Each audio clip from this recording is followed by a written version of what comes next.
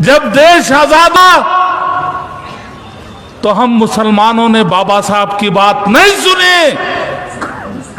अभी कई मेरे मुखर्रिन से मैं तकरीर में सुन रहा था, हिंदुस्तान संविधान की किताब में नहीं है। बाबा साहब अम्बेडकर को यह मालूम था अगर संविधान में हिंदुस्तान लिखेंगे तो ये लोग बहुजन समाज को परेशान करेंगे, इसलिए हिंदुस्तान का नाम भारत है या तो इंडिया है।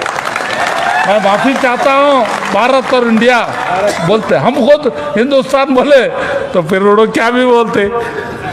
तो मेरे भाइयों, क्योंकि मैं गुस्सा की माफी चाहता हूँ कि हमने बाबा साहब की बात को नहीं सुना। और एक बात भी हकीकत है, ये जो वोट का अधिकार मिला है, और नरेंद्र मोदी को अगर बाबा साहब वो अधिकार नहीं देते तो चाय बेचता था।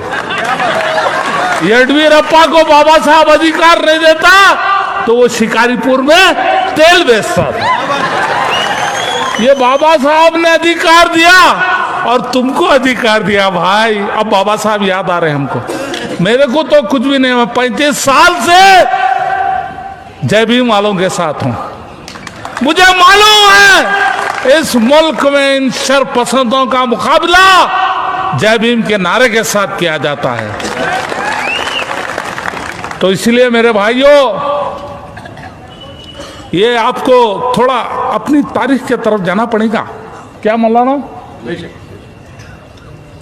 गांधी जी को मालूम है तारीख? जब मुल्क की आजादी का जंग चल रही थी, गांधी जी को महात्मा बोलने वाले इस देश के मुसलमान हैं। ये बात ज़हन में रख लीजिए।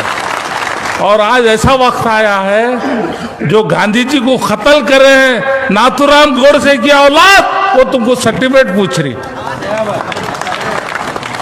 तो आज अभी हमारे चौधरी साहब आपको बोल रहे थे कि डीएनए की बुनियाद पे देश विदेशी का फैसला होने दो।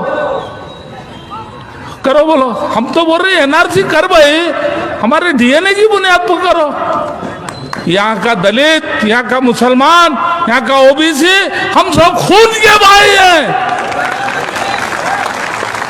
तो इनमें हिम्मत नहीं है।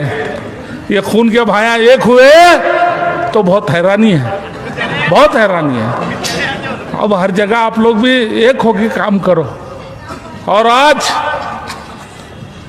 आपको ये मालूम होना चाहिए, जब बाबा साहब अम्बेडकर ने वोटों को अधिकार दिया, गांधी और नेहरू चाहते थे वोट का अधिकार उसको मिले जो इनकम टैक्स दे, जो जमीन रखे।